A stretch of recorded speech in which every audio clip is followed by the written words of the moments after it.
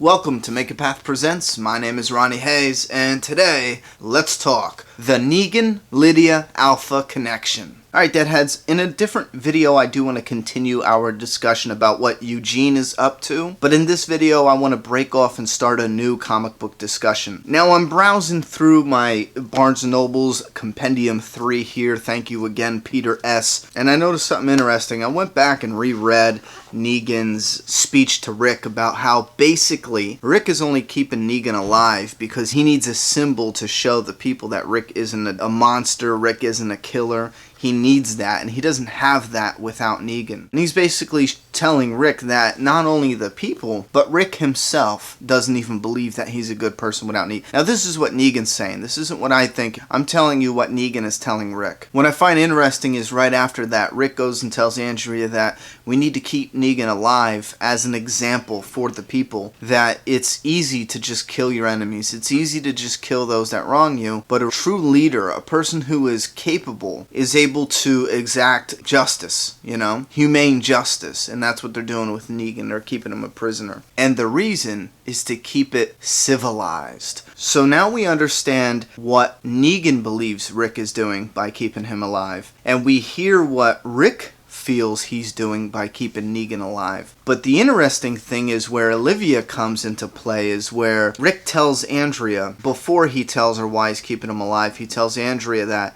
it is all Olivia's fault. It's not Andrea's fault that Negan's jail cell was open. It's all Olivia's fault because she is the one who checks on Negan in the evenings. Now it gives this impression that she's the one doing this in the evenings for a while now. So most likely that means Negan has grown fond of her. It also means Rick is going to have to check in on Negan himself in the evenings, which will bring up a conversation with Negan about what happened to Olivia. Or he has to assign somebody to do that now and take over Olivia's role, but I don't think that's the case since all of Alexandria is pretty much not really happy with Rick right now. Rick most likely will do this himself. Now what does that do here? That puts Rick and Negan together with a conversation explaining what happened to Olivia, which brings in what is going on with the Whisperers. This conversation, like I said before, could possibly lead to the scar on Negan. I believe that Negan was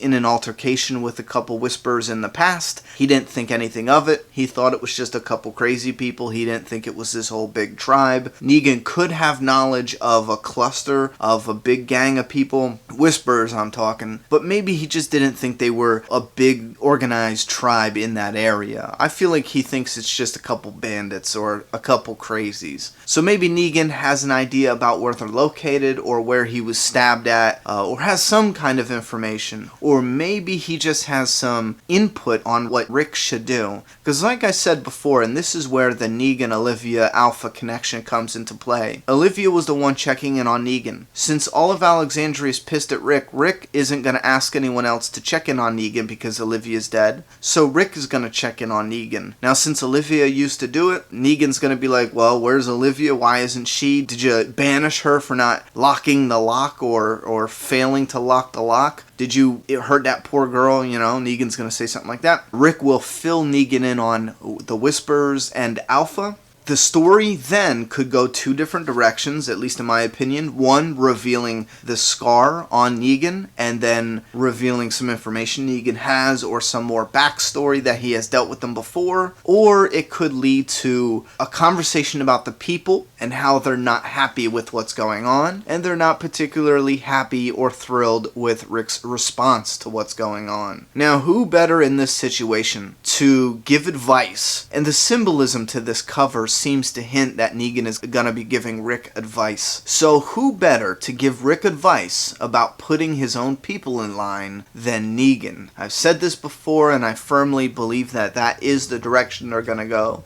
It's just too perfect. It fits too damn good to not be included in the story. Yes, I do believe Negan's scar brought up back then when Olivia was around. I believe that was set up for a payoff that's gonna come around 148, 149, or 150. probably 148 or 149. And I do believe that who Negan was before is going to play a big role in Rick determining what to do next as far as putting his people in check. Now, there are other topics I want to discuss as far as the comic books, but again, I want to keep this neat and organized in their own posts so that way I can go through the comments easily. And there is more I want to talk about as far as this Rick, Negan, Alpha the Whisperers connection goes. Some of it I do want to save for when issue 48 comes and we get a better understanding, and some of it I just can't go into or post because of the internet problems that we're having this week. So if you guys want to give your thoughts, opinions, and predictions, then go ahead and put those down in the comment box. And if you're new here, go ahead and subscribe. We do a lot of Walking Dead videos, multiple videos every single week, and don't worry, subscribing is free. Somebody recently commented saying they didn't know that subscribing here is free. I know YouTube has a paid subscription. That is something totally different. This channel is free. Alright, thoughts, opinions, and predictions in that comment box. I'm done talking. It's your turn.